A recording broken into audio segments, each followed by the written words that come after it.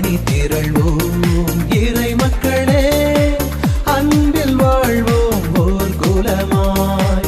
அனைத்தும் படைத்து அழைத்து காக்கும் அன்பு தெய்வம் அழைக்கின்றார். ஆண்டவர் என்னை காப்பாற்றுவாரானார். நெருக்கடியிலிருந்து அவர் என்னை வெளிக்கொணர்ந்தார். அவர் என்னை விரும்பியதால் அவர் என்னை விடுவித்தார். தந்தை மகன் தூய ஆவியாரின் பெயராலே நம் ஆண்டவராகிய இயேசு கிறிஸ்துவின் அருளும் கடவுளின் அன்பும் தூய ஆவியாரின் நட்புறவும் உங்கள் அனைவரோடும் இருப்பதாக.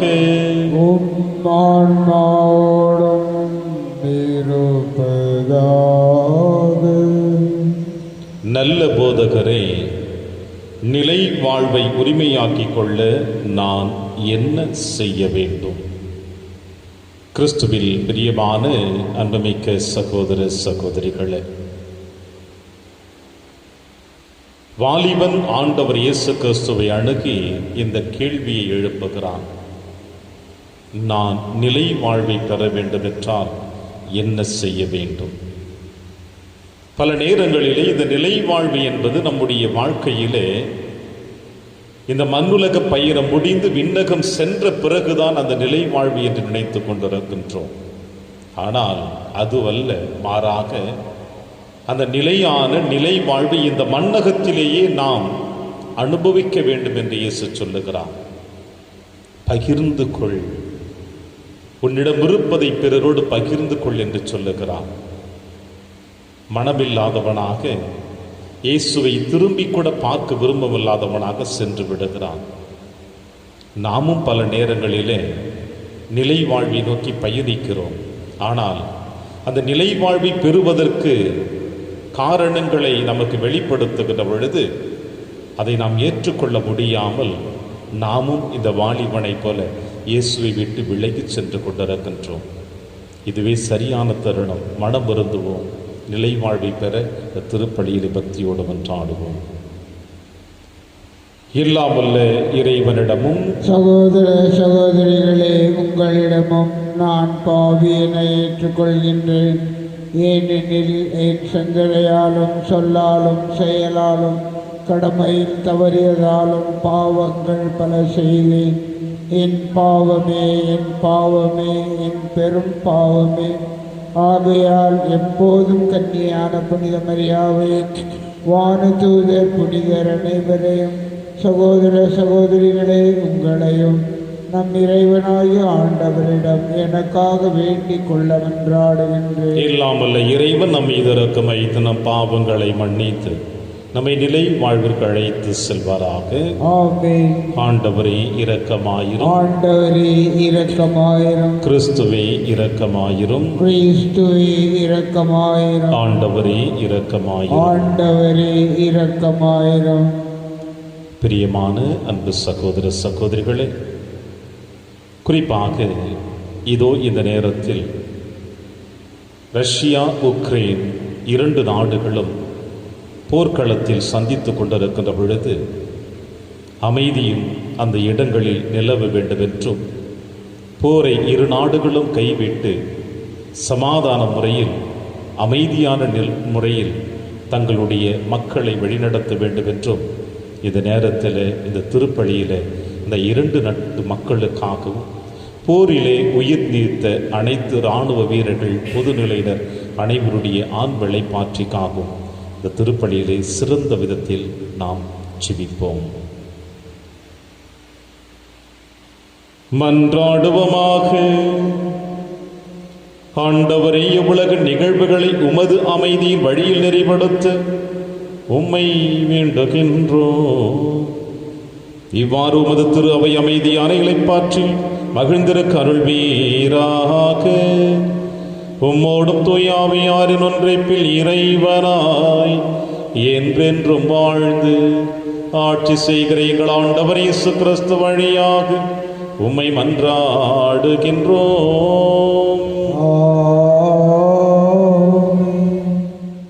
கிறிஸ்துவை நீங்கள் பார்த்ததில்லை, அவரில் நம்பிக்கை கொண்டு பேர் வகை கொள்கிறீர்கள். திருத்தூதர் பேதுரு எழுதிய முதல் திருமுகத்திலிருந்து வாசகம். பிரிவு 1 இறை திருவாக்குகள் 3 முதல் 9 முடிய. நம் ஆண்டவர் இயேசு கிறிஸ்துவின் கடவுளும் தந்தையுமானவர் போற்றி. அவர்தம் பேரிரக்கத்தின்படி இறந்த இயேசு கிறிஸ்துவை உயிர்த்தெழச் செய்து நமக்கு புதுப்பிறப்பு அளித்துள்ளார். இவ்வாறு குன்றா எதிர்நோக்குடன் நாம் வாழ்கிறோம். அழியாத மாசற்ற ஒழியாத உரிமை பேரும் உங்களுக்கென விண்ணுலையில் வைக்கப்பட்டுள்ளது. நீங்கள் கொண்டுள்ள நம்பிக்கையின் வழியாய் மீட்புக்காக கடவுளுடைய வல்லமையால் பாதுகாக்கப்பட்டு வருகிறீர்கள். இம்மீட்பு இறுதி காலத்தில் வெளிப்பட ஆயத்தமாய் உள்ளது. இப்போது சிறிது காலம் நீங்கள் பல்வகை சோதனைகளால் துயருற வேண்டியிருப்பினும் அந்நாளிலே பேருவகை கொள்வீர்கள். அழியக்கூடிய பொன் நெருப்பினால் புடமிடப்படுகிறது. அதைவிட விலைவேர்ந்த உங்கள் நம்பிக்கையும் மெய்ப்பிக்கப்படவே துயருறுகிறீர்கள். இயேசு கிறிஸ்து வெளிப்படும் போது அந்நம்பிக்கை உங்களுக்கு புகழும் மாண்பும் பெருமையும் தருவதாய் விளங்கும். நீங்கள் அவரை பார்த்ததில்லை, எனினும் அவர் மீது அன்பு செலுத்துகிறீர்கள். இப்பொழுதும் நீங்கள் அவரை கண்டதில்லை, எனினும் நம்பிக்கை கொண்டு சொல்லொன்னா ஒப்பற்ற மகிழ்ச்சியடைந்து பேருவகை கொள்கிறீர்கள். இவ்வாறு உங்கள் நம்பிக்கையின் குறிக்கோளான ஆன்ம மீட்பையும் பெறுகிறீர்கள். இது ஆண்டவர் வழங்கும் அருள் வாக்கு. இறைவனுக்கு நன்றி. பதிலுரை திருப்பாடல் 111 பல்லவி. ஆண்டவர் தமது உடன்படிக்கையை இன்றும் நினைவில் கொள்கின்றார். ஆண்டவர் தமது உடன்படிக்கையை என்றும் நினைவில் கொள்கின்றார். நெஞ்சார ஆண்டவருக்கு நன்றி செலுத்துவேன். நீதிமான்களின் மன்றத்திலும் சபையிலும் அவருக்கு நன்றி செலுத்துவேன். ஆண்டவரின் செயல்கள் உயர்ந்தவை. அவற்றில் இன்பம் காண்போர் அனைவரும் அவற்றை ஆய்ந்துணர்வர். பல்லவி. ஆண்டவர் தமது உடன்படிக்கையை என்றும் நினைவில் கொள்கின்றார். அவர் தமக்கு அஞ்சி நடப்போருக்கு உணவு அளிக்கின்றார். தமது உடன்படிக்கையை என்றும் நினைவில் கொள்கின்றார். வேற்றினத்தாரின் உரிமை சொத்தை தம் மக்களுக்கு அளித்தார். இவ்வாறு ஆற்றல் மிக்க தம் செயல்களை அவர்களுக்கு வெளிப்படுத்தினார். பல்லவி. ஆண்டவர் தமது உடன்படிக்கையை என்றும் நினைவில் கொள்கின்றார். தம் மக்களுக்கு அவர் மீட்பை அளித்தார். தம் உடன்படிக்கையை என்றென்றும் நிலைக்குமாறு செய்தார். அவரது திருப்பெயர் தூயது, அஞ்சுதற்கு உரியது. அவரது புகழ் என்றென்றும் நிலைத்துள்ளது. பல்லவி. ஆண்டவர் தமது உடன்படிக்கையை என்றும் நினைவில் கொள்கின்றார். வாழ்த்தொலி. அல்லேலுயா, அல்லேலுயா. இயேசு கிறிஸ்து செல்வராயிருந்தும் உங்களுக்காக ஏழையானார். அவருடைய ஏழ்மையினால் நீங்கள் செல்வராகுமாறு இவ்வாறு செய்தார். அல்லேலுயா. ஆண்டவர்களோடு இருப்பாராக. ஆன்மாவோடும் இருப்பாராக. துயமார்க்கு எழுதிய பரிசுத்த நற்செய்தியிலிருந்து வாசகம். ஆண்டவரே மாட்சி உமக்கே. இயேசு புறப்பட்டு சென்று கொண்டிருந்த பொழுது வழியில் ஒருவர் அவரிடம் ஓடி வந்து முழந்தால் படியிட்டு, நல்ல போதகரே, நிலை வாழ்வை உரிமையாக்கிக் கொள்ள நான் என்ன செய்ய வேண்டும் என்று அவரை கேட்டார். அதற்கு இயேசு அவரிடம், நான் நல்லவன் என ஏன் சொல்கிறேன்? கடவுள் ஒருவரை தவிர நல்லவர் எவருமே இல்லையே. உமக்கு கட்டளைகள் தெரியும் அல்லவா? கொலை செய்யாதே, விபச்சாரம் செய்யாதே, களவு செய்யாதே, பொய் சான்று சொல்லாதே, வஞ்சித்து பறிக்காதே, உன் தாய் தந்தையை மதித்து நட என்றார். அவர் இயேசுவிடம், போதகரே, இவை அனைத்தையும் நான் என் இளம் வயதிலிருந்தே கடைபிடித்து வந்துள்ளேன் என்று கூறினார். அப்பொழுது இயேசு அன்பொழுக அவரை கூர்ந்து நோக்கி, உமக்கு இன்னும் ஒன்று குறைபடுகிறது. நீர் போய் உமக்கு உள்ளவற்றை விற்று ஏழைகளுக்கும் கொடும். அப்பொழுது விண்ணகத்தில் நீர் செல்வராய் இருப்பீர். பின்பு வந்து என்னை பின்பற்றும் என்று அவரிடம் கூறினார். இயேசு சொன்னதை கேட்டதும் அவர் முகம் வாடி வருத்தத்தோடு சென்று விட்டார். ஏனெனில் அவருக்கு ஏராளமான சொத்து இருந்தது. இயேசு சுற்றிலும் திரும்பி பார்த்து தம் சீடரிடம், செல்வர் இறையாட்சிக்கு உட்படுவது மிகவும் கடினம் என்றார். சீடர்கள் அவர் சொன்னதை கேட்டு திகைப்புக்கு உள்ளானார்கள். மீண்டும் இயேசு அவர்களை பார்த்து, பிள்ளைகளே, செல்வர்கள் இறையாட்சிக்கு உட்படுவது மிகவும் கடினம். அவர்கள் இறையாட்சிக்கு உட்படுவதை விட ஊசியின் காதில் ஒட்டகம் நுழைவது எளிது என்றார். சீடர்கள் மீண்டும் வியப்பில் ஆழ்ந்தவர்களாய், பின் யார்தான் மீட்பு பெற முடியும் என்று தங்களிடையே பேசிக்கொண்டார்கள். இயேசு அவர்களை கூர்ந்து நோக்கி, மனிதரால் இது இயலாது, ஆனால் கடவுளுக்கு அப்படியல்ல, கடவுளால் எல்லாம் இயலும் என்றார். ஆண்டவரின் அருள்வாக்கு. கிறிஸ்துவே உமக்கு புகழ்.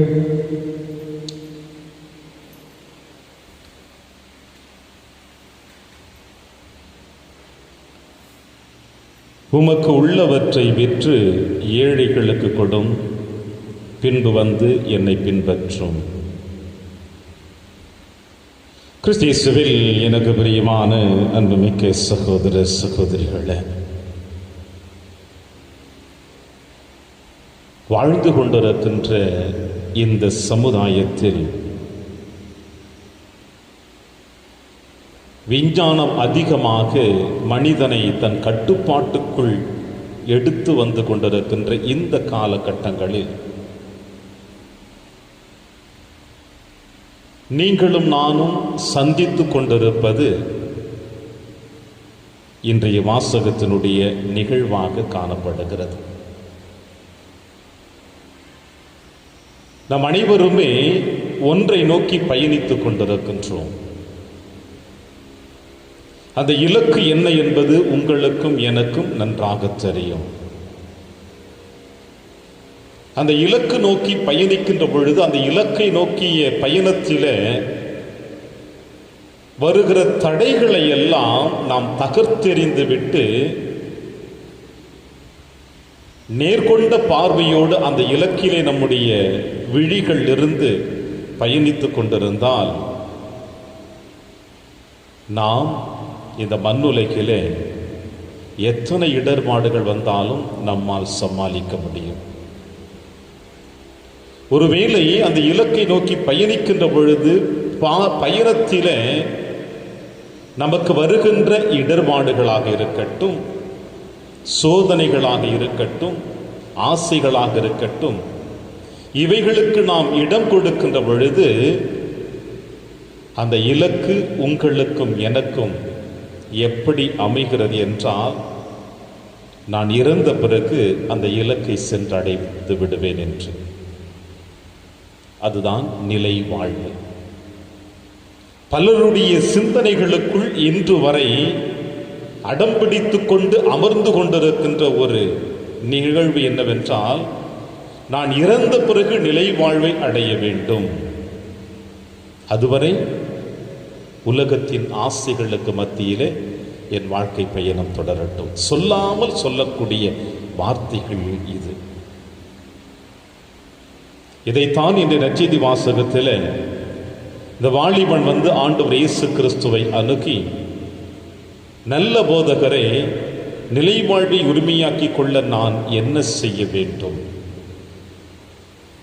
பிரியமான அன்பின் தெய்வ பிள்ளைகளே, அவன் கேட்ட முதல் கேள்விக்கு ஆண்டவர் இயேசு கிறிஸ்து அந்த கேள்விக்கு முதல் வார்த்தையிலிருந்து ஒரு பதிலை தெளிவாக கொடுக்கிறார்.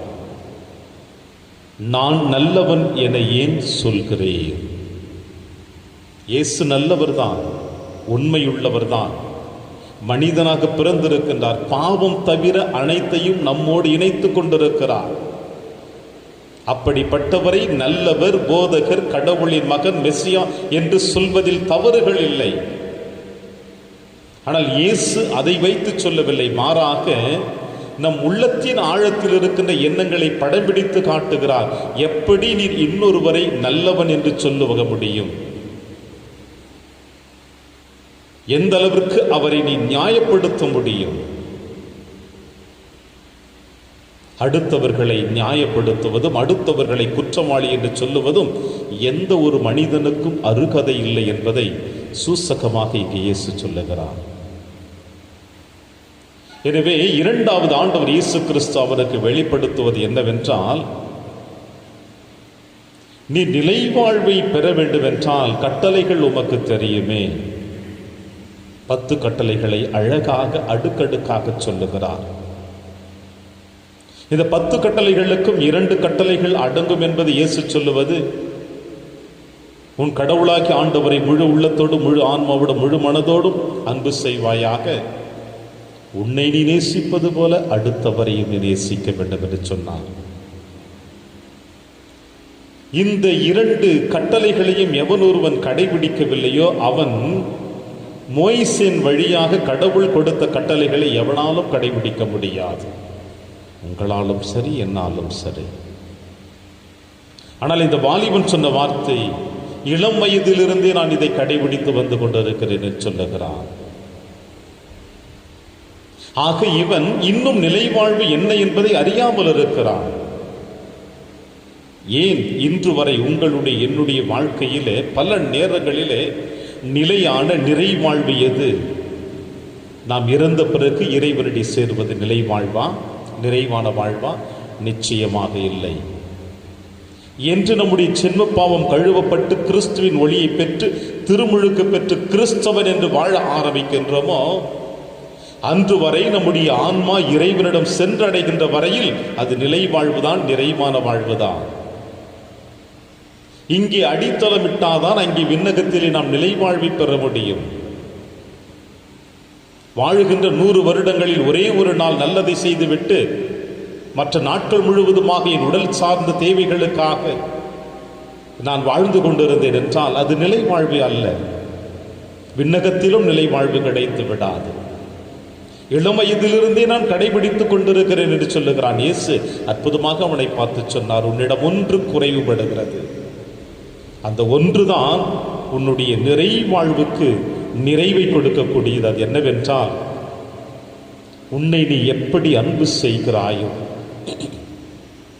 உன்னுடைய தேவைகள் எல்லாம் உனக்கு தேவை என்று நினைத்து வாழ்ந்து கொண்டிருக்கின்றாயோ, அதே போல அடுத்தவர்களையும் அன்பு செய்து அவர்களுடைய தேவைகளையும் நீ நிறைவு செய்.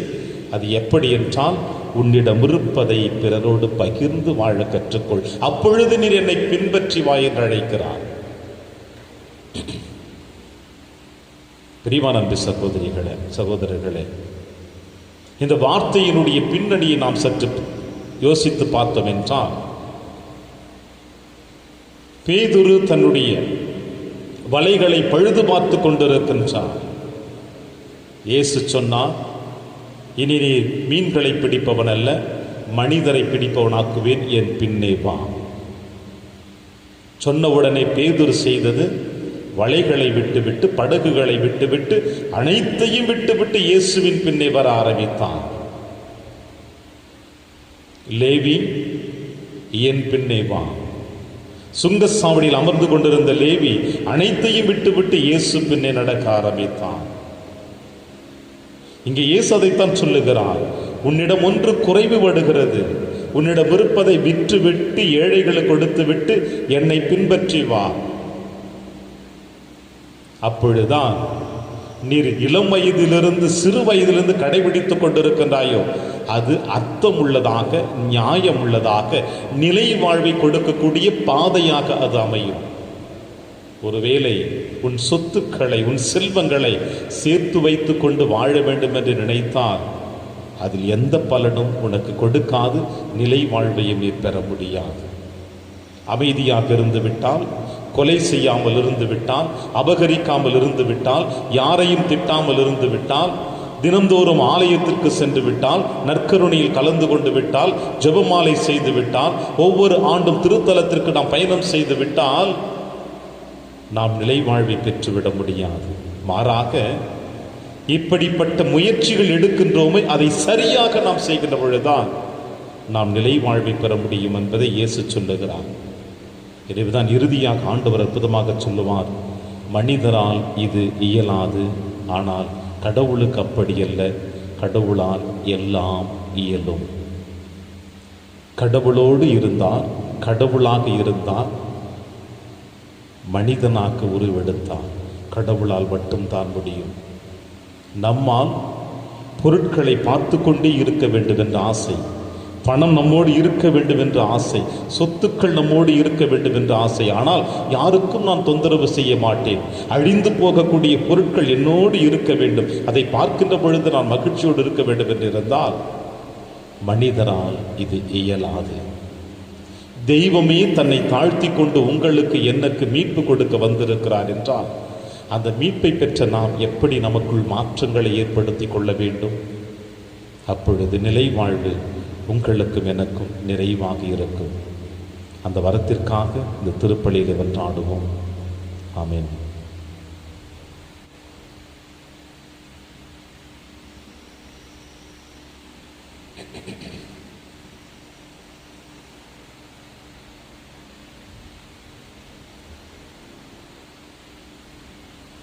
ஆண்டவரை அனைத்துலகின் நிறைவானில் வாழ்த்து பெறுவீராக.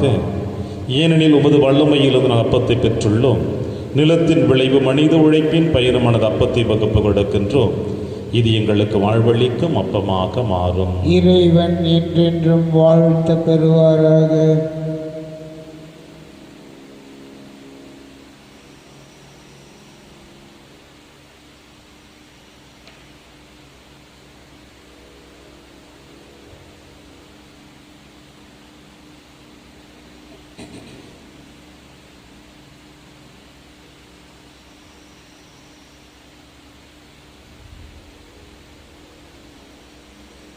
ஆண்டவரை அனைத்துலகின் நிறைவானில் வாழ்த்து பெறுவீராக.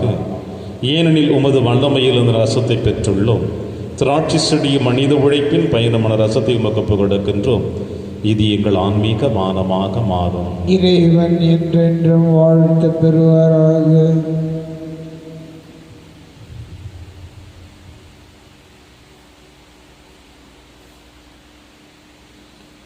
சகோதர சகோதரிகளை, என்னுடையதும் உங்களுடையதுமான இப்பலி எல்லாமல்ல தந்தையாக இறைவனுக்கு ஏற்றதாக்கும்படி செவியுங்கள். ஆண்டவர் தமது பெயரின் புகழ்ச்சிக்காகவும் மாட்சிக்காகவும் நமது நன்மைக்காகவும் புனித திரு அவை அனைத்தின் நலனுக்காகவும் உமது கையிலிருந்து இப்பலியை ஏற்றுக்கொள்வாராக. இறைவா, உமது பெயருக்காக நாங்கள் ஒப்புக்கொடுக்கும் பற்றுள்ள பணியின் காணிக்கைகளை நீரே எங்களுக்கு அளித்துள்ளே. இதனால் இப்பழியிலிருந்து நாங்களும் பேறு பயன்களை அடைவதோடு முடிவில்லா கைமாற்றையும் பெற்றிட கனிவுடன் அருள்வீராக. எங்கள் ஆண்டவராகிய கிறிஸ்து வழியாக உம்மை மன்றாடுகின்றோம். ஆண்டவர்களோடு இருப்பாராக. ஆத்மாவோடும் இருப்பாராக. இதை எங்களை மேலே எழுப்புங்கள். ஆண்டவரிடம் எழுப்பியுள்ளோம். நம் இறைவனாகி ஆண்டவருக்கு நன்றி கூறுவோம். அது தகுதியும் நீதியுமானது. ஆண்டவரை தூயவரான தந்தையை என்றும் உள்ள எல்லாம் அல்ல இறைவா, என்னாலும் எவ்விடத்திலும் நாங்கள் உமக்கு நன்றி செலுத்துவது மெய்யாகவே தகுதியும் நீதியுமாகும், எங்கள் கடமையும் மீட்புக்குரிய செயலுமாகும். ஏனெனில் எங்கள் புகழுரை உமக்கு தேவை என்றாயினும் நாங்கள் உமக்கு நன்றி செலுத்துவது உமது அருட்கொடையாலேயே. நாங்கள் உம்மை புகழ்ந்துரைப்பது உமது மாட்சிமை மிகுதிப்படுத்தாது எனினும் எங்கள் ஆண்டவராகிய கிறிஸ்து வழியாக நாங்கள் மீட்படைய பயன்படுகிறது. ஆகவே வானக தூதர் திரளோடு ஒன்று சேர்ந்து நாங்களும் உம்மை புகழ்ந்தேத்தி மகிழ்ச்சியுடன் அறிக்கையிட்டு சொல்லுவதாவது: தூயவர் தூயவர் தூயவர், வான்படைகளின் கடவுளாம் ஆண்டவர், விண்ணகமும் மன்னகமும் உமது மாட்சியால் நிறைந்துள்ளன. உன்னதங்களிலே ஓசன்னா. ஆண்டவர் பெயரால் வருகிறவர் ஆசி பெற்றவர். உன்னதங்களிலே ஓசன்னா. ஆண்டவரே, நீர் மெய்யாகவே தூயவர், தூய்மை அனைத்திற்கும் ஊற்று ஆகவே. உம்முடைய ஆவியை பொழிந்து இக்காணிக்கைகளை தூய்மைப்படுத்த உம்மை வேண்டுகிறோம். இவ்வாறு எங்கள் ஆண்டவர் இயேசு கிறிஸ்துவின் உடலும் இரத்தமுமாக எங்களுக்கு இவை மாறுவனவாக.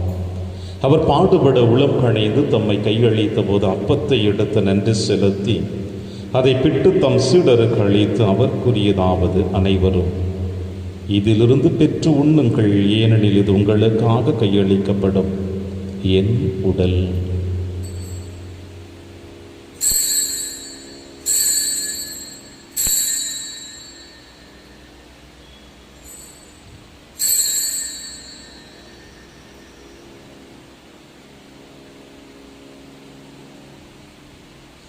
அவன் நம்மை இரவு விருந்தை அருந்திய பின் கிண்ணத்தையும் எடுத்து மீண்டும் நன்றி கூறி தம் சீடர்களுக்கு அளித்து அவர் கூறியதாவது, அனைவரும் இதிலிருந்து பெற்று பருகுங்கள், ஏனெனில் இது புதிய நிலையான உடன்படிக்கைக்குரிய என் இரத்தத்தின் கிண்ணம்.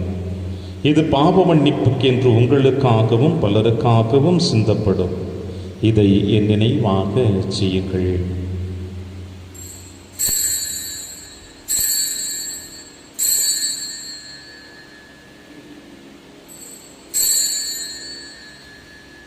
நம்பிக்கையின் மறைபொருள். ஆண்டவரே, நீர் வருமளவும் உமது இறப்பினை அறிக்கையிடுகின்றோம், உமது உயிர்ப்பினையும் எடுத்துரைக்கின்றோம். ஆகவே ஆண்டவரே, நாங்கள் கிறிஸ்துவின் இறப்பினையும் உயிர்ப்பினையும் நினைவு கூர்ந்து வாழ்வு தரும் அப்பத்தையும் மீட்பளிக்கும் கிண்ணத்தையும் உமக்கு கொடுக்கின்றோம். உம் திருமுன் நின்று உமக்கு ஊழியம் புரிய தகுந்தவர்களினை எங்களை ஏற்றுக்கொண்டீர். எனவே உமக்கு நன்றி செலுத்துகின்றோம். மேலும் கிறிஸ்துவின் உடலிலும் இரத்தத்திலும் பங்கு கொள்ளும் எங்களை தூய ஆவியார் ஒன்று சேர்க்க வேண்டும் என உம்மை தாழ்மையுடன் மன்றாடுகிறோம். ஆண்டவரே, உலகெங்கும் பரவியிருக்கும் திரு அவை நினைவு கூர்ந்தருளும். எங்கள் திருத்தந்தை பிரான்சிஸ், எங்கள் ஆயர் ஆண்டனி சுவாமி, எல்லா திருநிலையில் ஆகியவருடன் திரு அவை அன்பில் நிறைவு பெற செய்தருளும். மேலும் உயிர்த்தெழும் எதிர்நோக்குடன் துயில் கொள்ளும் எங்கள் சகோதர சகோதரிகளையும் இறந்தோர் அனைவரையும் இரக்கத்துடன் நினைவு கூர்ந்து உமது திருமுகங்களில் ஏற்றும் எங்கள் அனைவர் மீதும் இரக்கமாயிரும். கடவுளின் கண்ணி தாயான புனித மரியா, அவருடைய கணவரான புனித யோசேப்பு, புனித திருத்தூதர்கள், புனித பிரான்சிஸ் சேவேரியார், புனித கஸ்பார், இவ்வுலகில் உகந்தவராயிருந்தாகிய புனிதர் அனைவருடனும் நாங்கள் நிலைவாழ்வில் பங்கு கொள்ளும் தகுதி பெற்று உம் திருமகன் இயேசு கிறிஸ்து வழியாக உம்மை புகழ்ந்தேத்தும் வரமுருள உம்மை மன்றாடுகின்றோம். இவர் வழியாக இவரோடு இவரில் எல்லாம் வல்ல இறைவனாகிய தந்தையே, தூய ஆவியாரின் ஒன்றிப்பில் எல்லா புகழும் ஆட்சியும் என்றென்றும் உமக்கு உரியதே.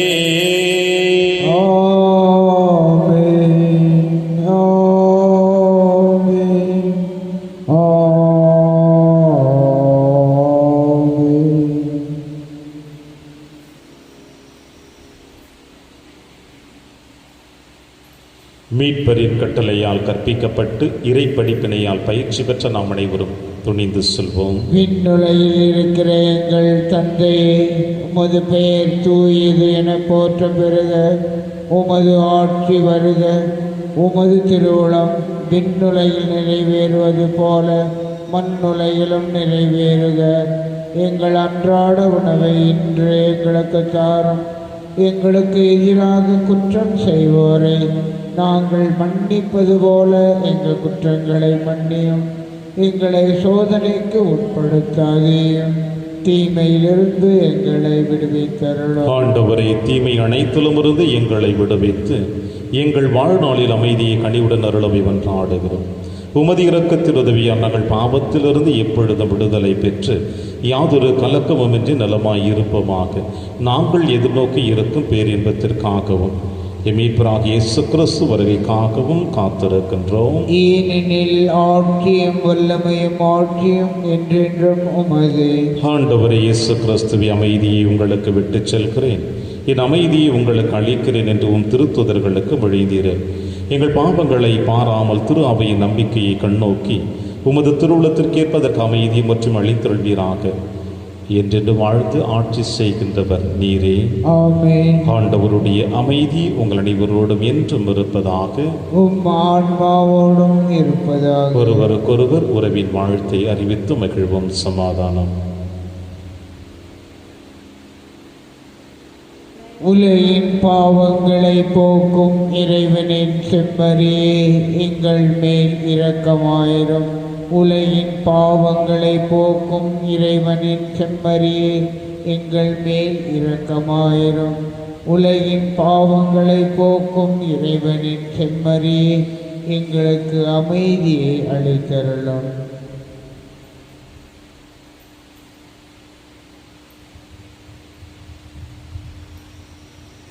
இதோ இறைவனின் செம்மறி, இவரை நம் அனைவரின் பாவங்களையும் போக்குகின்றவர். செம்மறியின் விருந்திற்கு அழைக்கப்பெற்ற நாம் அனைவரும் பேறு பெற்றோர். ஆண்டவரே, நீர் என் இல்லத்தில் எழுந்தருள நான் தகுதியற்றவன். ஆனால் ஒரு வார்த்தை மட்டும் சொல்லியருளும், எனது ஆன்மா நலம் அடையும். கிறிஸ்துவின் திருவிடலும் திருத்தும் காத்து நமக்கு நிலையான வாழ்வளிப்பதாக. ஆமென்.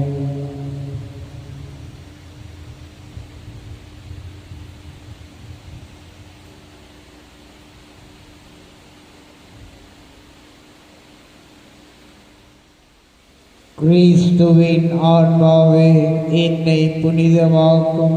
கிறிஸ்துவின் திருவுடலே, என்னை மீட்டருளும். கிறிஸ்துவின் திரு இரத்தமே, எனக்கு எழுச்சியூட்டும்.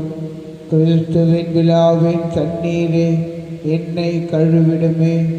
கிறிஸ்துவின் பாடுகளே, என்னை தேற்றிடுமே. ஓ நல்ல இயேசுவே, எனக்கு செவிசாயும். உம் திருக்காயங்களுள் என்னை மறைத்தருளும். உம்மிடமிருந்து என்னை பிரிய விடாதே. தீய பகைவிடமிருந்து என்னை காத்தருளும். எனது இறப்பின் வேளையில் என்னை அழைத்தருளும். உம்மிடம் வர எனக்கு கட்டளையிட்டருளும். புனிதர்களோடு எக்காலமும் உம்மை புகழ செய்யும். ஆமென். இது உலகம் முடிவும் வரை என்னாலும் நான் உங்களுடன் இருக்கிறேன் என்கிறார் ஆண்டவர். நன்றி கூறி மன்றாடுவோமாக. ஆண்டவரே, மீட்பளிக்கும் கொடைகளால் நிறைவு பெற்ற நாங்கள் உமது இரக்கத்தை கெஞ்சி கேட்கின்றோம். அதனால் இம்மை வாழ்வில் எங்களுக்கு ஊட்டம் அளிக்கும் இந்த அருள் அடையாளத்தான் நாங்கள் முடிவில்லா வாழ்வில் பங்கேற்க கனிவுடன் அருள்வீராக. எங்கள் ஆண்டவராகிய கிறிஸ்து வழியாக உம்மை மன்றாடுகின்றோம். ஆண்டவர் உங்களோடு இருப்பாராக.